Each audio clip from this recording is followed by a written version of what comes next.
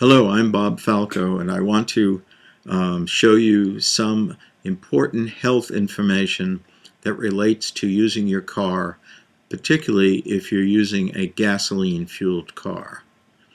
The issue here is that gasoline, to enable it to run your car effectively, has a percentage of benzene in there that appears to be a small percentage, but could in fact, added over time, turn out to be a health hazard for you. Benzene in particular is related to leukemia and some other cancers. But the issue here is that it's part of your daily life and that there are some very simple rules of thumb that can prevent you from building up dangerous amounts of benzene in your system. So moving right along, let's first want to point out to you that the cancer rates in the United States are incredibly high. This is a little cartoon from Newsweek this past October 2012, which shows that 1 in 2 men will develop cancer. 1 in 3 women will develop cancer. And of those, 1 in 4 will actually die from cancer.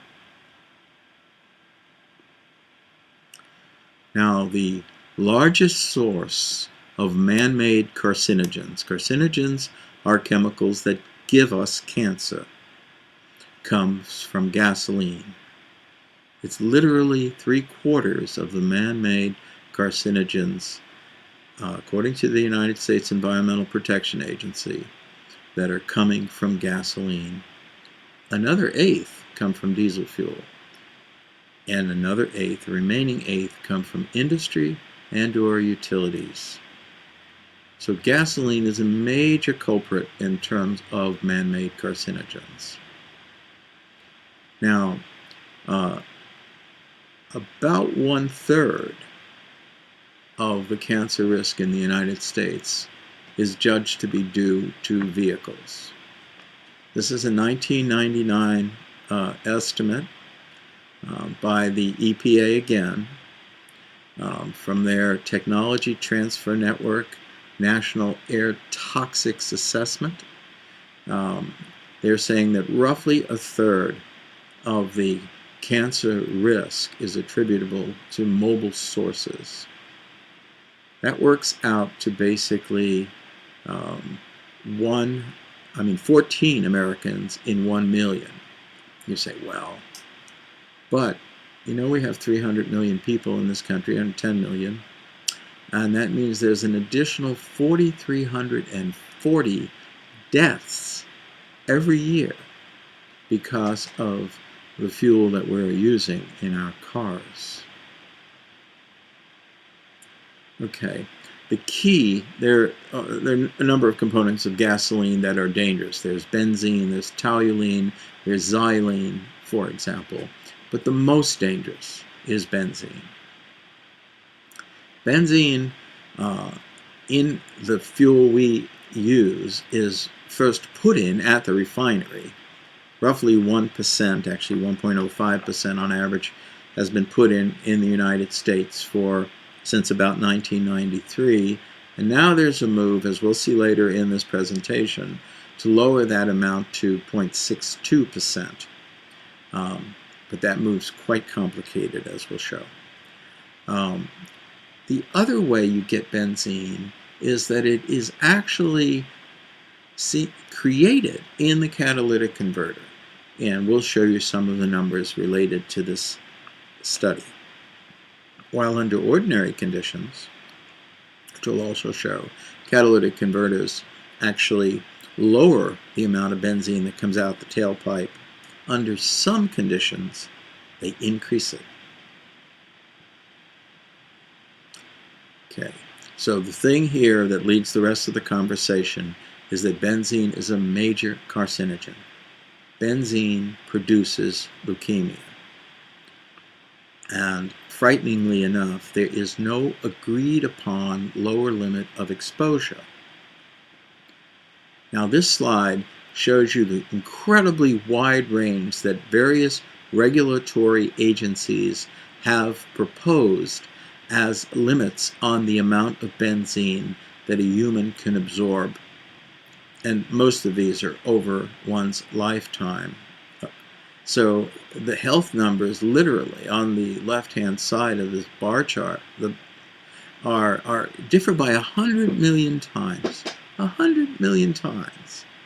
The European Union is that little red line there, and that's their agreed upon limit of benzene. But regulatory agencies in the United States differ by the amount of bars, literally 1,000 times different, on the right-hand side of this chart. This is from the EPA study in January of 2012. What it really means to you and me is that they don't know where to draw the limit from accurate, well-defined statistical scientific experimentation. It's all over the map. We don't know how dangerous benzene is. We do know it's put into our gasoline. Well, don't we have any estimates of this? And the answer is yes, we do. The EPA sets cancer odds, 1 in 10,000, 1 in 100,000, 1 in a million. Let's see what they are. So this is the EPA's odds. Now, bearing in mind that chart, depending on what organization you're drawing your information from, this could be very, very different. But this is our EPA, our Environmental Protection Agency, and so let's have a look at what they say. Well, here's sort of their basis. They say that if you're exposed to 13 to 45 micrograms, that's millionths of a gram, per cubic meter of air, there is a 1 in 10,000 chance of increasing the number of cancer deaths, or I should say, the number of cancer deaths per year will increase by 1 in 10,000. Well, over our population base, that's 30,000 deaths a year. If you are exposed to 1.3 to 4.5 micrograms, in other words, a tenth of the above number, then there's a 1 in 100,000 chance of increased cancer deaths. Now, we're down to 3,000 extra deaths a year. And of course, if you divide that by 10 again, 0.13 to 0.45, there's a 1 in a million chance of an additional cancer death, which brings it down to 300 a year. But we're going to get some idea of where we stand in this wide range of possibilities in these succeeding slides. Okay, what ways are you exposed to benzene from gasoline, and what amounts are you likely to inhale in those different ways? Well, there are 3 main ways to inhale benzene. The first is when you fill up your tank. When you fill up your tank, you're putting gasoline, a liquid, into a tank that has some other gasoline in there, presumably not too much, and above the gasoline that's in the tank, a vapor forms. That liquid vaporizes, and the particularly strong vapors that come out of the gasoline are benzene, also xylene and toluene. But benzene is a key cancer problem, and we're going to focus on benzene. The other way you get benzene is through burning the fuel, both from what's left in the fuel after it's burned and what gets through the catalytic converter, or what is created in the catalytic converter. We can talk more about that. So tailpipe emissions is the second way. And the third way, which most people don't realize is a very important way, is through leaks in your gas tank filler cap. The EPA estimates that 200 pounds a year of gasoline leaks through the average gasoline filler cap, and we'll see why that's very important for us. Well, let's start first with the refueling.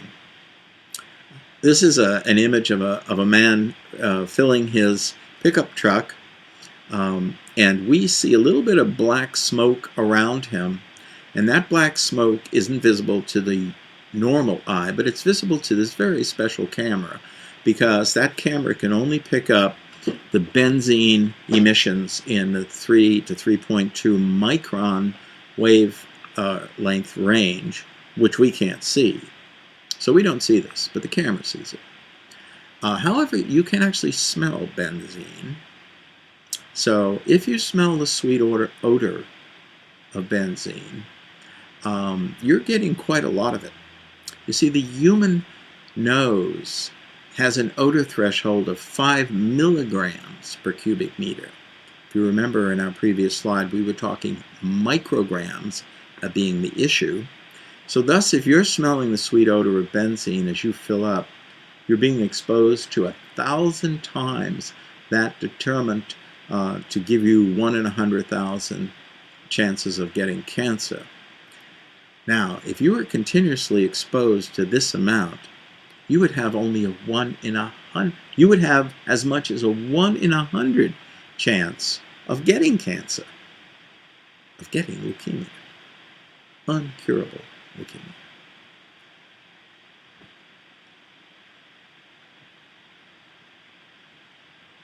Okay, so where are we now?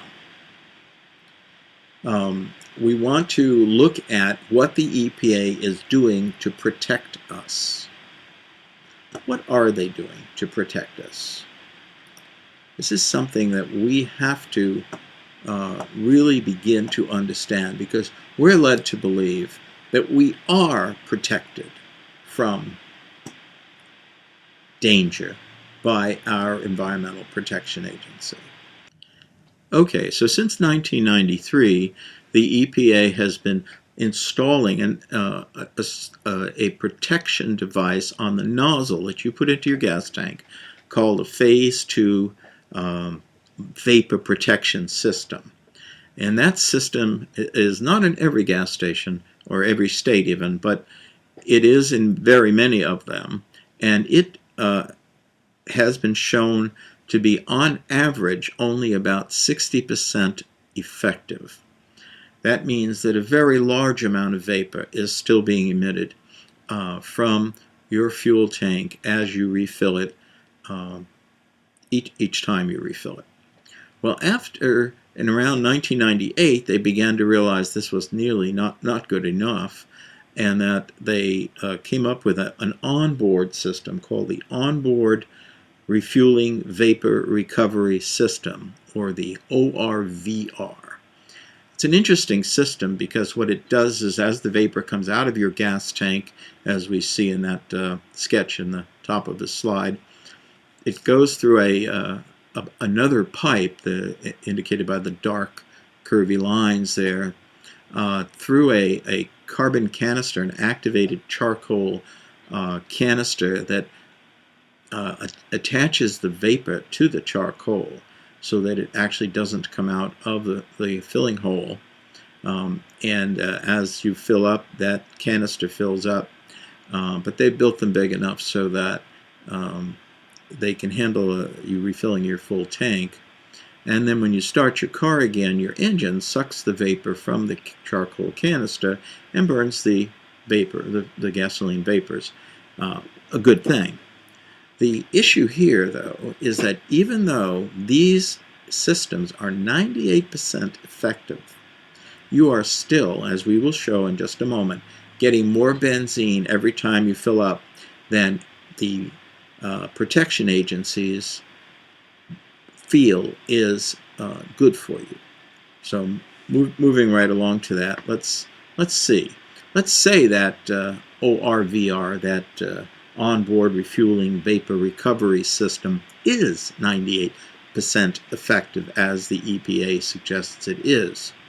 What happens then? Are you good? Are you safe?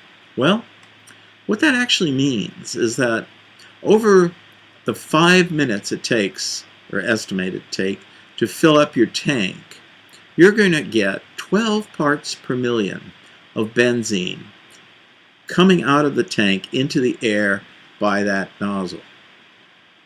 Well, the industrial standard set by OSHA for what they call the short-term exposure limit is 5 parts per million over 15 minutes. Above that, they consider you to be in danger. Well, that's not, as we saw earlier, that's certainly not the only limit that's out there. For example, NIOSH, the industrial standard set by NIOSH for the short-term exposure limit, is only 1 part per million over 15 minutes of benzene. Thus, the amount coming out of your tank with the best protection system that the EPA is enforcing at the moment is 2.5 times the OSHA short-term exposure limit. And it's 12 times the NIOSH short-term exposure limit. Thus, we are by no means out of the woods in terms of being safe from benzene when we fill up. So here are our recommendations on this issue. To avoid the evaporative emissions exposure that could be harmful to you, especially over your lifetime of using gasoline, don't stand over the gas tank when filling it. Go walk around the car. How do you do that? Well, you lock the nozzle open so it's pouring gasoline into your tank and walk away. Go look at the field next to the gas station. Get yourself out of that plume of really poisonous benzene coming out of the tank. Now, if you have children or other family members or anybody in the car, you really should close the doors and windows of your car when filling it, because those fumes are whipped around the car by the winds, etc., and will get inside the car. Children are especially susceptible to benzene issues. So you don't want to get benzene inside your car during the time it takes for you to fill it. Now, you would think that going in the convenience store is probably the most likely thing you would do, but you need to also note, and it probably is, and it's certainly better than staying over the gas tank while you're filling it, but inside those convenience stores, there's much likely to be higher levels of benzene than are safe as well. And those poor attendants and people that work there are exposed to this. That is considered by OSHA to be an occupational safety hazard. We cannot get into that issue in this slideshow, but the convenience store itself is not as safe as you might think it is. Now, we're going to move on to exhaust emissions. What comes out of your tailpipe is also an issue for you when you drive. The three-way catalytic converter does reduce benzene in the normal range of driving. We're going to show you that in some detail in a minute.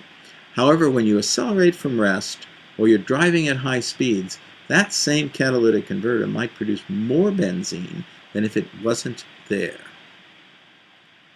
Furthermore, as we'll show a few slides ahead, when the catalytic converter is cold, that is, you're just starting your car, or for the first few minutes after you start your car, it doesn't reduce the benzene emissions at all.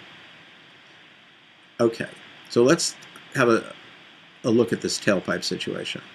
Tailpipes are usually off to the side of the car. Here's a computer simulation of a car and its emission plume. You can see, interestingly enough, that even though you're in the lane behind, to see that car following in the lane, right behind the car in front of you, that exhaust is in fact not going off to the side, but is dead center in front of you, and that's got to do with the wake of the car pulling the exhaust in behind it. So you get a picture just like this one, an instantaneous picture. Now, the question is, where would you want to be?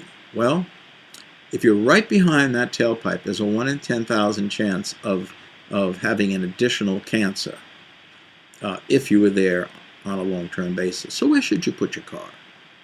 I show 3 pictures of the cars there. Sort of a half a car length, 1 car length, and 1.5 car lengths and 2.5 car lengths back. Well, the answer is this. Basically, at 2.5 car lengths, you're exposed because of the plume spreading and getting diluted by the ambient air. You're exposed to only 1/36 the amount of benzene, as you would be if you were taking in all of that emissions coming out of the tailpipe. So if you stay right behind the vehicle in front of you, your car really is taking in a good portion of that plume, which has concentrations at the level that would give 1 in 10,000 additional chance of getting cancer if you inhaled it regularly.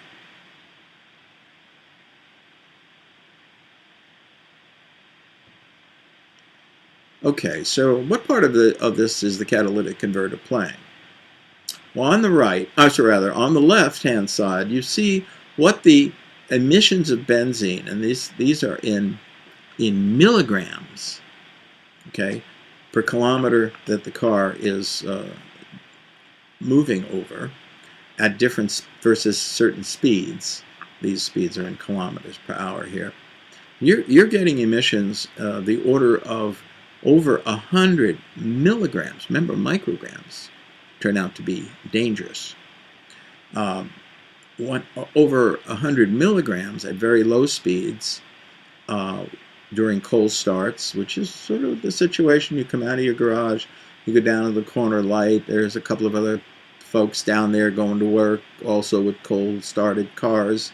You're in that range of benzene because the catalytic converter is not warm enough yet to do any good.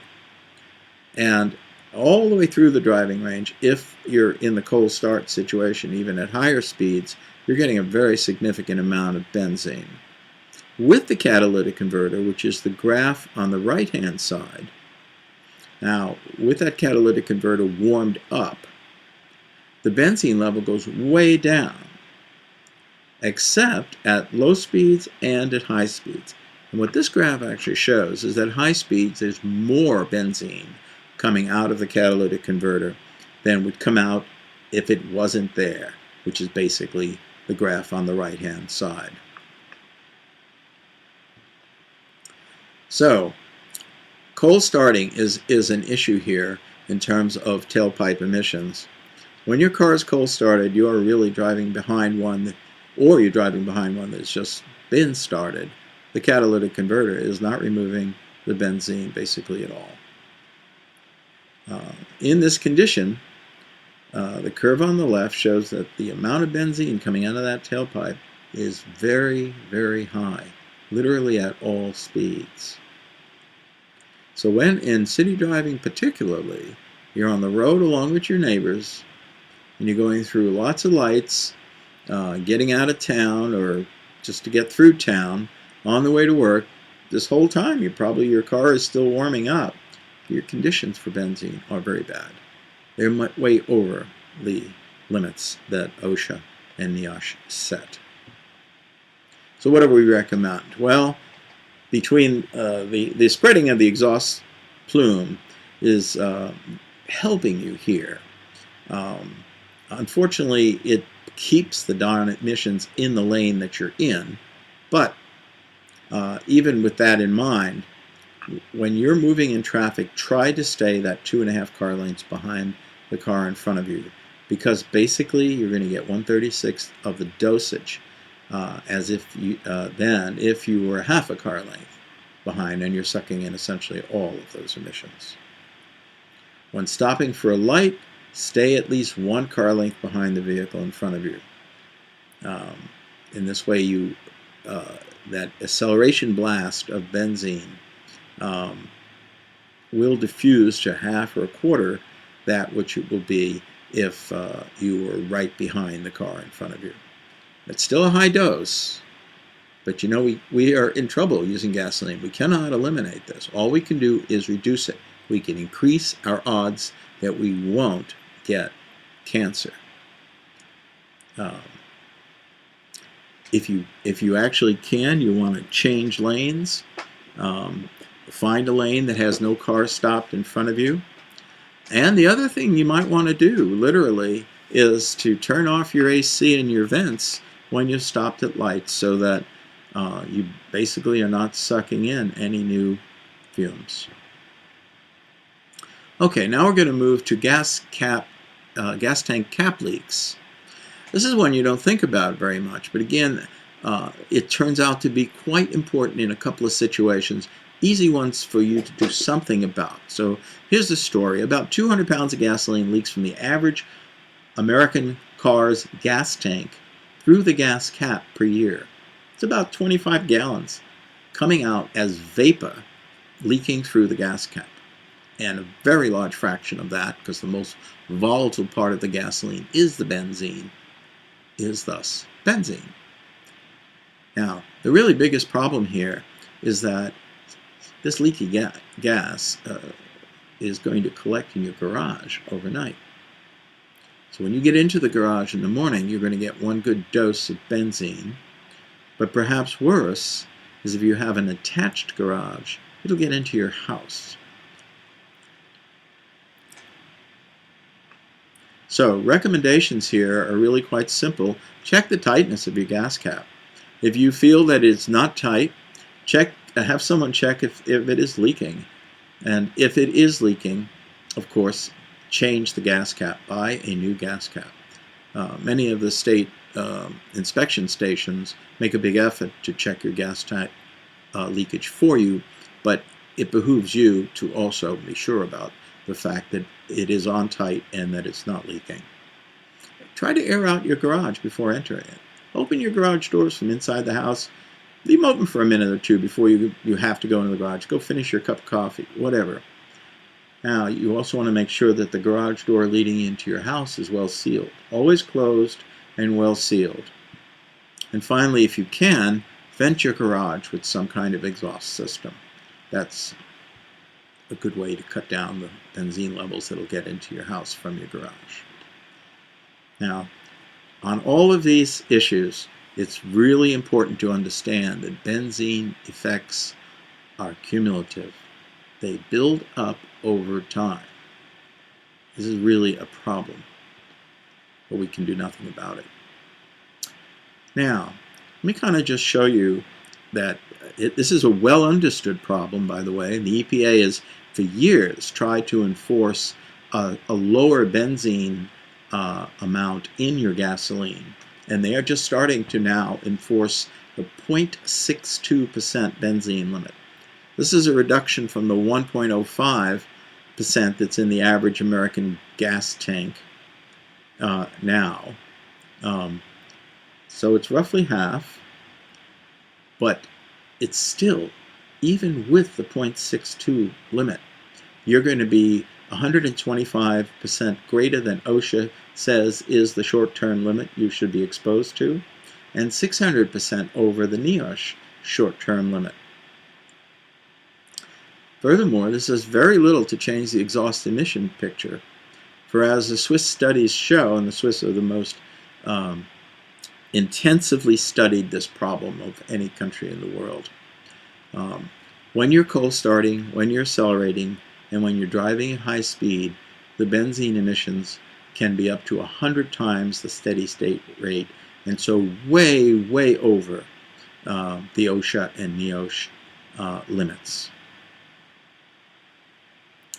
Now, one final thing that's turned out to be annoying and actually very bad news for some people is that the EPA, to get down to this 0.62% benzene limit, did a little politics and decided to enable refineries to trade benzene credits.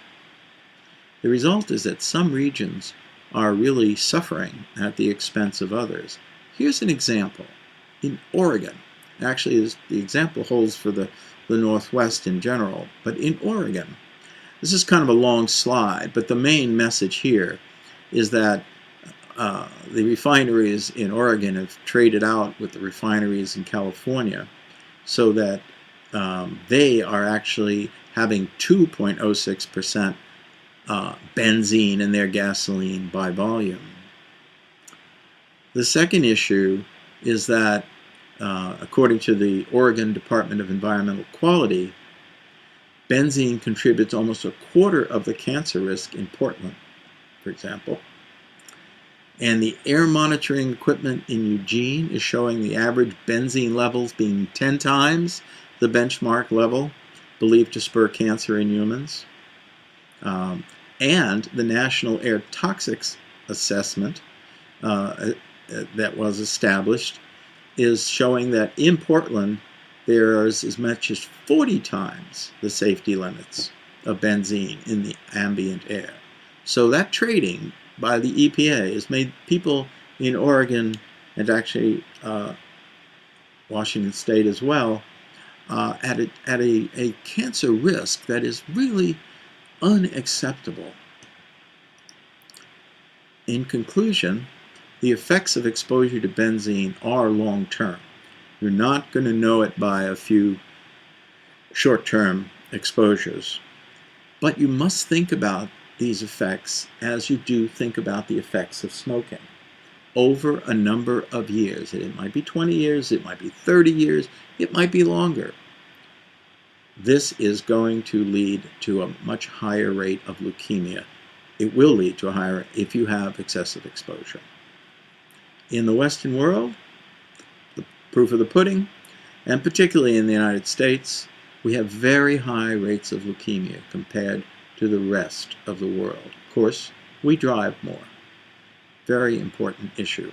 So, I leave it to you to decide whether to ignore the precautions or to take some of the simple steps which could lead you to have a longer and healthier life. Before leaving this presentation, I want to make sure that you understand that you don't need to use gasoline to run your car. Your car, with very, very small modifications, can actually run better on alcohols like ethanol and methanol, which don't have any benzene in them. They don't have any of the other aromatics like xylene and toluene either. Now, if you want to learn more about this, see the presentations and the references on the following slide. I have a couple of sites, both on YouTube and in SlideShare, where I try to go into some of these things in great detail. However, if you're not interested, please at least understand that over the course of your lifetime, you and your children and your loved ones could be protected to a large extent with from getting early leukemia or getting leukemia at all by taking these really very simple steps of precautionary steps. Thank you.